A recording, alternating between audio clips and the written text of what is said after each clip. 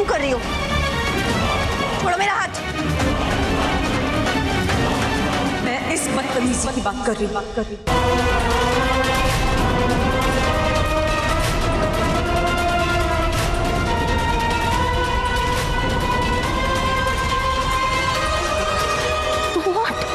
ये कैसे हो गया?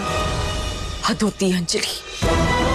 वैसे तुम्हें क्या लगा था कि मैं तुम्हें इतनी बड़ी जिम्मेदारी सौंपकर यूं संजीव भाई साहब के साथ अकेला छोड़ दूंगी?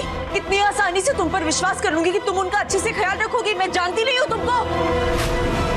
मैंने राजू से कहा था कि वो तुम पर नजर रखे और ये नतीजा निकला है उसका। मतलब मेरे पास शब्द नहीं है अंजलि। इस हद तक गिर सकती हो तुम? मुझे विश्वास नहीं हो रहा कि ऐसी हालत में जो इंसान है उसके साथ तुम इस हद तक पेश आ सकती हो। तुम इतनी निर्दयी, इतनी क्रूर कैसे हो सकती हो? अंजलि, तुम्हारी शादी टूटने की कगार पर है। तुम्हें समझ आता है कुछ? ये सब जो हम तुम्हें करने के लिए कह रहे हैं, ये आखिरी मौका है तुम्हारे पास अपने रिश्ते को बचाने के लिए। और तुम ये कर रही हो। एक पल के लिए मुझे बीच में ऐसा लगा था कि शायद तुम वाकई में बदलना चाहती हो, अपने रिश्ते को बचाना चाहती हो, लेकिन इसे देखकर तो ऐसा बिल्कुल भी नहीं लग रहा। तुम तो इससे भी बड़ी गलती कर रही हो। अरे अगर विक्रम को ये पता चल गया तो क्या होगा? अगर विक्रम को तुम्हारा ये सच पता चल गया ना, तो उसके बाद चाहे मैं, चाहे तुम्हारे पापा, चाहे तुम खुद, जो चाहे कर लो, तुम्हारा रिश्ता कोई नहीं बचा पाएगा।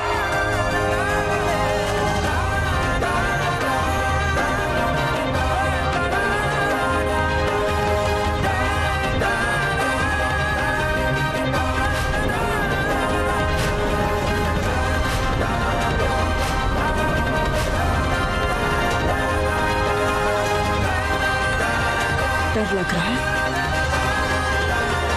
ये सोच रही हो कि मैं ये सब जाकर विक्रम को दिखा दूंगी?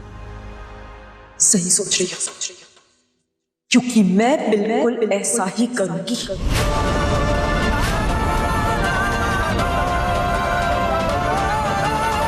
अगर तुमने दोबारा कभी ऐसा कुछ भी किया, ये मेरी तरफ से तुम्हें आखिरी चेतावनी है। अगर दोबारा कभी भी तुमने कोई गलती की या ऐसी घिनौनी हरकत की, तो मैं ये सब विक्रम और बाकी सबको दिखा दूंगी। मैं तुम्हें अपने रिश्ते को बचाने के लिए एक आखिरी मौका दे रही हूं। अगर तुम सच में विक्रम के साथ अपना रिश्ता बनाए रखना चाहती हो, तो चुपचाप जल्द से जल्द सही रास्ते पर आ जाओ, वरना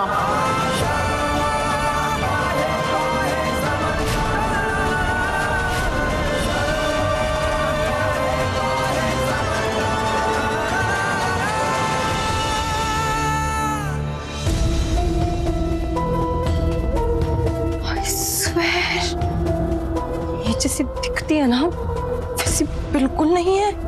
मुझे इसे संभलना होगा। और अंजलि, बाल बाल बची हूँ मैं तुम्हें पहले भी बता चुका हूँ वैदे कि रोशनी सिर्फ मेरी अच्छी दोस्त है। That's it। वैसे आज अचानक तुमने मुझसे सवाल क्यों पूछा? ऐसे ही बस। अब तो मुझे वैदे ही को अपनी फीलिंग्स के बारे में बताना ही होगा। वैदे, लोग ऐसा कहते हैं कि इंसान की अहमियत तब पता चलती है जब वो आपसे दूर चला जाता है।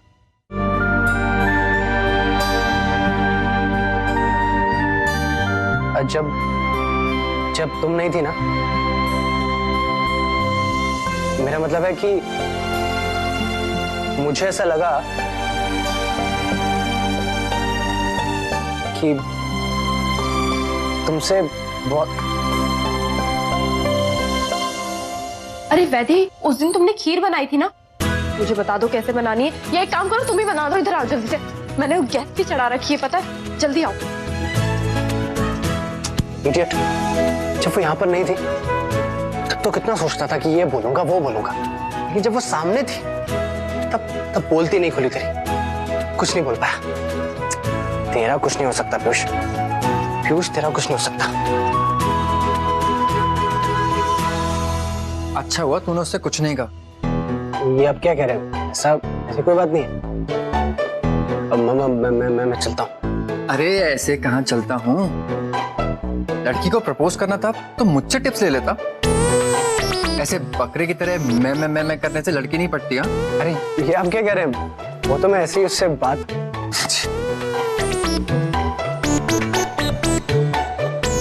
पापा अच्छा मुझे एक बात बता, प्यार करता है उससे? जी जी जी क्या? मैं पूछ रहा हूँ प्यार करता है उससे? मैं पूछ रहा हूँ प्यार करता है उससे? मुझे लगता है लगता नहीं है। करता है या नहीं? हाँ या ना?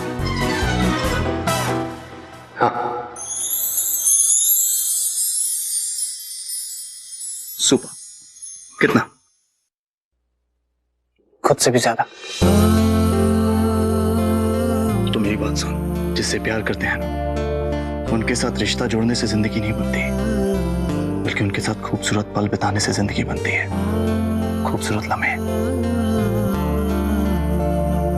और जिन रिश्तों में यादें गहरी होती हैं, उनकी नींव भी मजबूत होती है। और ये जो खूबसूरत पल होते हैं ना, ये वक्त के साथ नहीं बनते, बल्कि खूबसूरत पल वो होते हैं जिनसे वक्त थम जाए। तो उसके लिए कुछ ऐसा कर जिससे उसको ये सब पल याद रह जाए, ये सब यादें बन जाए उसके लिए, वक्त थम जाए उसके लिए। समझा? समझ गया। और ये भी समझ गया कि आपका और माँ का रिश्ता आज तक इतना मजबूत क्यों है। थैंक्स पापा। अब मैं समझ गया हूँ कि मुझे क्या करना है।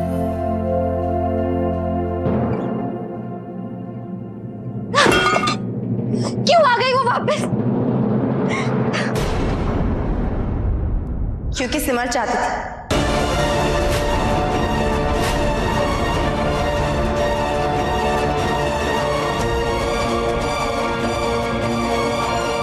मैंने कहा था तुमसे कि सिमर तुम्हारी खुशी देख ही नहीं सकती। जैसे उसने देखा कि तुम और पीयूष करीब आ रहे हो, वो ले आई ना वैदेही को वापस। आई विश की भी यहाँ होती। अगर वो यहाँ होती ना तो मेरी हेल्प जरूर करती।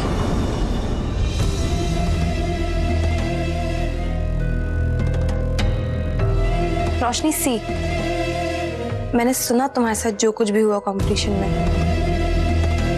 आई नो गलत हुआ है, पर जो कुछ भी हुआ आई डोंट थिंक उसमें पीयूष की कोई गलती होगी। उसने जानबूझकर नहीं किया होगा वो सब, है ना? सब जानबूझकर किया। उसे तो मेरी कोई फिक्र ही नहीं है। तुम गलत सोच रही हो रोशनी।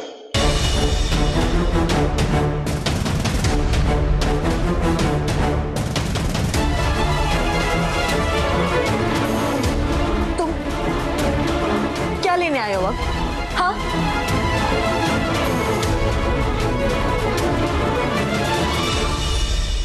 पीयूष तुम दोनों बात करो आपस में, मैं चलती हूँ।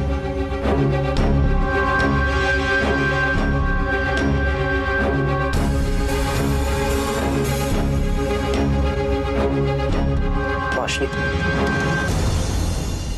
तुम जैसा सोच रही हो वैसा नहीं है। मैं जानता हूं कि जो कुछ भी हुआ तुम्हें ऐसा लगता है कि वो गलत था, लेकिन मेरे लिए तो एक अलग ही मोमेंट था। कैसे बताऊं तुम्हें? जब मैंने वैदेही को देखा ना, तो ऐसा लगा जैसे मैं किसी और ही दुनिया में चला गया। आसपास सब कुछ धुंधला हो गया था। मुझे सिर्फ और सिर्फ वैदेही ही दिखाई दे रही। और उस पल में मैं बस खो सा गया। मेरा इरादा तुम्हें दुख पहुंचाने का बिल्कुल नहीं था। इनफैक्ट मैं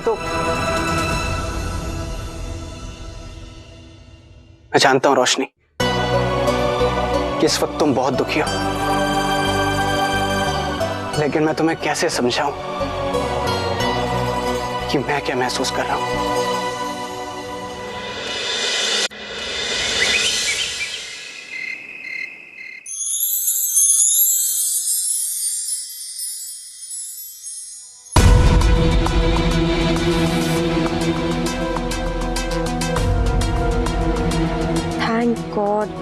कम से कम यहाँ तो मुझे खाना नहीं खिलाना पड़ रहा है पापा जी को। यहाँ का सबसे फर्स्ट काम है इनको खाना खिलाना। By God.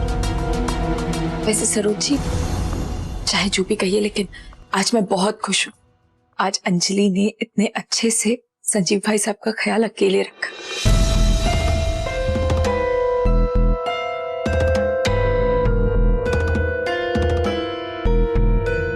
हमारी अंजलि तो है ही इतनी प्यारी बच्ची, और वो तुम्हारी बेटी है सिमर। कहने का मतलब ये है कि आप सब देखना, हमारी अंजलि उसकी तारीफ करने के हमें कितने सारे मौके देती है।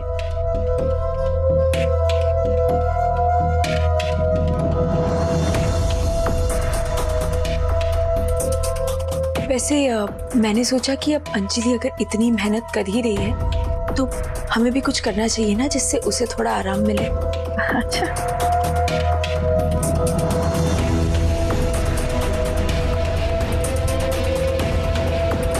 Thank God. ये तो मैं चाहती थी कि मुझे पापा जी का काम ना करना पड़े। एक मिनट भाई साहब, जरा वो बटन दबाइएगा, मैंने आपको समझाया था ना।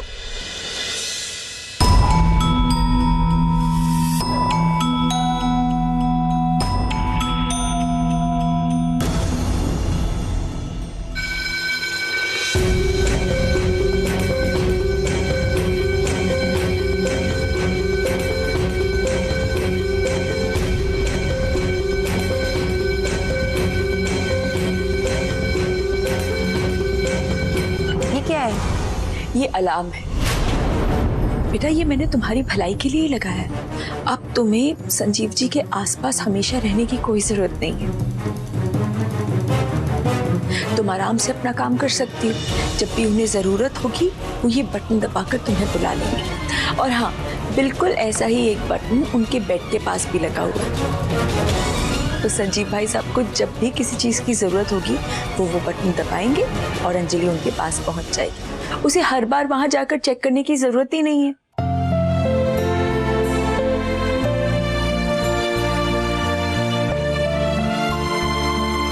और हाँ, मैंने संजीव भाई साहब को भी समझा दिया और देखो वो समझ भी गए। अरे वाह, इसका मतलब आपने इसे अंजलि के मोबाइल से कनेक्ट कर दिया है। सुपर्ब। बाकी सिमर, आपका आइडिया तो बहुत अच्छा है,